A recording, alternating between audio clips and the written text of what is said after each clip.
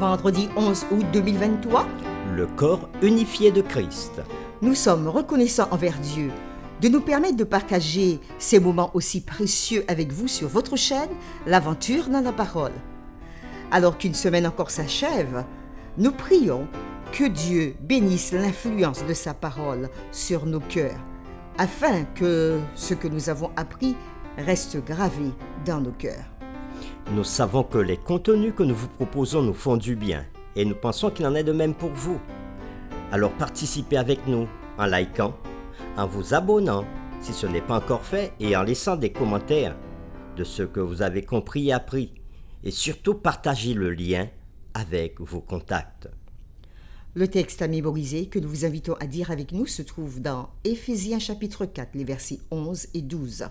Et il a donné les uns comme apôtres, les autres comme prophètes, les autres comme évangélistes, les autres comme pasteurs et docteurs, pour le perfectionnement des saints en vue de l'œuvre du ministère et de l'édification du corps de Christ. Nous vous invitons à le reprendre une dernière fois avec nous. Éphésiens chapitre 4, les versets 11 et 12. Et il a donné les uns comme apôtres, les autres comme prophètes, les autres comme évangélistes, les autres comme pasteurs et docteurs, pour le perfectionnement des saints en vue de l'œuvre du ministère et de l'édification du corps de Christ. L'unité est-elle essentielle dans l'Église? Dieu ne peut-il pas choisir les uns les autres indépendamment, chacun agissant comme il le voit ou comme il l'entend? À quel moment ou comment l'unité de l'Église pourrait-elle se réaliser? Les dons spirituels sont-ils importants pour l'Église? Et pourquoi?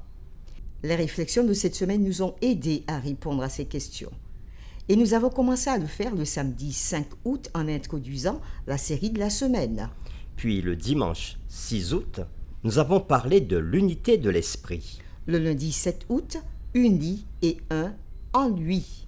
Le mardi 8 août, nous avons parlé du Christ exalté, pourvoyeur de dons.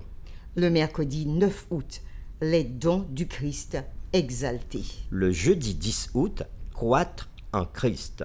Et aujourd'hui, vendredi 11 août, nous poursuivons avec des réflexions avancées.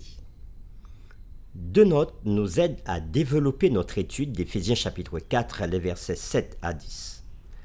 La première, c'est la traduction d'Éphésiens 4, verset 9. Dans ce passage, il est dit « Or, que signifie « il est monté » sinon qu'il est aussi descendu dans les régions inférieures de la terre. Oui, certaines traductions indiquent que la descente a lieu avant l'ascendance. Le Christ est d'abord descendu. D'autres traductions suivent de plus près le texte grec, laissant ouverte la question du moment de l'ascendance et de la descente. Ce qui permet de considérer comme exprimé dans la leçon de mardi que l'ordre narratif du psaume 68, verset 18 devrait être suivi.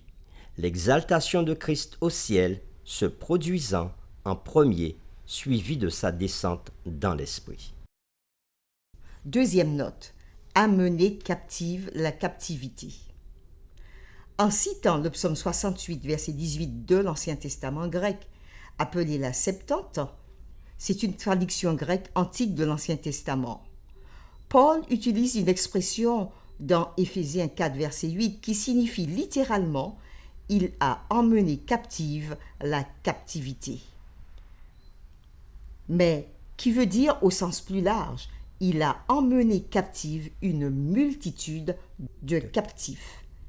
Les adventistes du 7e jour comprennent souvent l'expression comme désignant l'acte de Christ de ramener avec lui au ciel, à son ascension, ceux qui avaient été rendus vivants lors d'une résurrection spéciale au moment de sa propre résurrection. Nous retrouvons cela dans Matthieu chapitre 27, les versets 51 à 53. Il est dit « Et voici, le voile du temple se déchira en deux, depuis le haut jusqu'en bas. La terre trembla, les rochers se fendirent, les sépulcres s'ouvrirent, et plusieurs corps des saints qui étaient morts ressuscitèrent. Étant sortis des sépulcres après la résurrection de Jésus, ils entrèrent dans la ville sainte et apparurent à un grand nombre de personnes. » Ceci constitue une gerbe des prémices des rachetés que Jésus présente au Père à son retour dans les lieux célestes. Alternativement, et conformément à Colossiens chapitre 2, le verset 15, qui dit « Il a dépouillé les dominations et les autorités et les a livrées publiquement en spectacle en triomphant d'elles par la croix », le passage pourrait être considéré comme une image décrivant la victoire de Christ sur ses ennemis, Satan et ses anges maléfiques. Satan et ses anges sont dépeints comme des captifs vaincus. Nous comparerons maintenant la liste des dons spirituels dans Éphésiens chapitre 4, le verset 11, aux listes de 1 Corinthiens chapitre 12, les versets 4 à 11 et versets 27 à 30, de Romains chapitre 12, versets 4 à 8 et 1 Pierre chapitre 4, versets 10 et 11. Et nous répondrons à cette question: quelles différences et similitudes observons-nous ici? Dans Éphésiens chapitre 4, verset 11, nous lisons: « Il a donné les uns comme apôtres, les autres comme prophètes, les autres comme évangélistes, les autres comme pasteurs et docteurs. » Dans 1 Corinthiens chapitre 12, versets 4 à 11, il est dit: « Il y a diversité de dons, Mais le même esprit, diversité de ministères, mais le même Seigneur, diversité d'opérations. mais le même Dieu qui opère tout en tous. » Or, à chacun, la manifestation de l'Esprit est donnée pour l'unité commune. En effet, à l'un est donné par l'Esprit une parole de sagesse, À un autre, une parole de connaissance selon le même esprit. à un autre la foi par le même Esprit, À un autre, le don de guérison par le même esprit. à un autre le don d'opérer des miracles, À un autre, la prophétie. à un autre le discernement des esprits, À un autre, la diversité des langues. à un autre l'interprétation des langues. Un seul et même esprit opère toutes ces choses, les distribuant à chacun en particulier comme il veut. Maintenant, nous sommes dans 1 Corinthiens chapitre 12, les versets 27 à 31. Vous êtes le corps de Christ, et vous êtes ses membres chacun pour sa part. Et Dieu a établi dans l'Église premièrement des apôtres, Secondement, des prophètes. troisièmement des docteurs, Ensuite, ceux qui ont le don de miracles, puis ceux qui ont les dons de guérir, de secourir, de gouverner. de parler diverses langues. Tous sont-ils apôtres? Tous sont-ils prophètes? Tous sont-ils docteurs? Tous ont-ils le don des miracles? Tous ont-ils le don de guérison? Tous parlent-ils en langue? Tous interprètent-ils? Aspirez aux dons les meilleurs. Nous lisons maintenant Romains chapitre 12, les versets 4 à 8.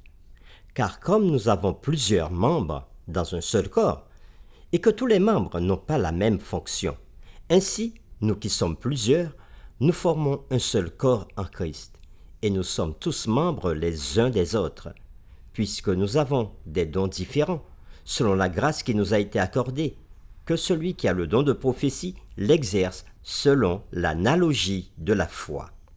Et 1 Pierre chapitre 4, les versets 10 et 11. Comme de bons dispensateurs des diverses grâces de Dieu, que chacun de vous mette au service des autres le don qu'il a reçu. Si quelqu'un parle, que ce soit comme annonçant les oracles de Dieu. Si quelqu'un remplit un ministère, qu'il le remplisse selon la force que Dieu communique, afin qu'en toutes choses, Dieu soit glorifié par Jésus-Christ, à qui appartiennent la gloire et la puissance au siècle des siècles. Amen. Reprenons notre question de départ. Quelles différences et similitudes observons-nous ici à travers ces différents passages qui parlent de dons spirituels? Dans Éphésiens chapitre 4, le verset 11, l'apôtre Paul présente les différents dons comme apôtres, prophètes, évangélistes, pasteurs et docteurs. Dans 1 Corinthiens chapitre 12, les versets 4 à 11, Paul dit qu'il y a diversité de dons et il énumère plusieurs autres dons. Mais il dit que c'est le Saint-Esprit et c'est le Seigneur qui opère tout en tous. Mais il le fait pour l'utilité commune. À partir du verset 8, Paul fera allusion à d'autres dons. Par exemple, une parole de sagesse, parole de connaissance, la foi, le don de guérison, le don d'opérer des miracles, le don de prophétie, le discernement des esprits, la diversité des langues, l'interprétation des langues. Mais Paul appuie sur le fait que tout se fait dans un même esprit et tout est géré par Dieu lui-même. Dans 1 Corinthiens, chapitre 12, des versets 27 à 31, il est précisé que Dieu a établi dans l'Église les apôtres, les prophètes, les docteurs en troisième partie, et qui est repris, c'est le même texte que l'apôtre Paul avait déjà cité dans Éphésiens chapitre 4, le verset 11. Et puis, il énumère ensuite ceux qui ont le don des miracles, de guérison, et précise encore un nouveau don, le don de secourir, le don de gouverner. Et on a déjà cité le don de parler diverses langues. Dans Romains chapitre 12, versets 4 à 8, Paul insiste sur le fait que nous formons un seul corps en Christ, comme il l'avait déjà fait dans Éphésiens et dans Corinthiens. Mais il fait aussi allusion sur le fait que nous avons tous des dons différents. Et dans 1 Pierre chapitre 4, le verset 10 et 11, il est précisé que nous devrions être de bons dispensateurs des diverses grâces de Dieu et que nous pouvons et que nous devons mettre au service des autres le don que nous avons reçu. La série de cette semaine est centrée sur 3 thèmes majeurs tirés d'Éphésiens chapitre 4, versets 1 à 16. Le premier thème, l'unité de l'Église est essentielle à son identité, à sa vie et à sa mission. Deuxième thème que nous avons vu cette semaine, l'unité de l'Église est réalisée lorsqu'elle regarde vers Dieu et embrasse les valeurs et les attributs de Dieu. Les 3 personnes de la divinité sont distinctes, le Père, le Fils et le Saint-Esprit. Toutefois, ces 3 personnes vivent et agissent dans une unité parfaite. Et troisièmement, les dons spirituels sont essentiels pour l'unité, la vie et la mission de l'Église. Pour terminer, voici 2 questions que nous vous proposons pour discuter avec votre communauté de foi ou encore en famille. Première question. Parlez de certains de ces vents de doctrine qui soufflent dans l'Église aujourd'hui. Remarquez la manière dont Paul nous met en garde contre ces vents. Quels sont les moyens spécifiques par lesquels nous pouvons aider à nous protéger ainsi que les autres dans l'Église des dommages que ces vents peuvent nous infliger? Deuxième question. Paul souligne à travers Éphésiens le thème de l'unité. Mais recherchons-nous l'unité à tout prix? En d'autres termes, à quel moment le désir d'unité peut-il devenir contre-productif? La série numéro 7, le corps unifié de Christ, est terminée. Nous vous donnons rendez-vous pour une nouvelle série, la série numéro 8, intitulée « Marcher selon la parole et revêtir l'esprit de vérité ». Nous vous invitons à prier avec nous. Seigneur, tu es digne d'être magnifié, d'être élevé et d'être célébré. Et Jésus, notre Sauveur, qu'il soit encore exalté par nos bouches et nos vies. Que le Saint-Esprit, notre garant, notre conseiller, soit élevé aussi dans notre vie et notre témoignage. Nous voulons vivre dans la reconnaissance pour tous les dons déversés sur l'Église en Jésus-Christ. Donne-nous d'être de bons dispensateurs de ta grâce et de tes dons pour l'utilité commune. Nous te prions au nom de Jésus-Christ, notre Seigneur et Sauveur. Amen.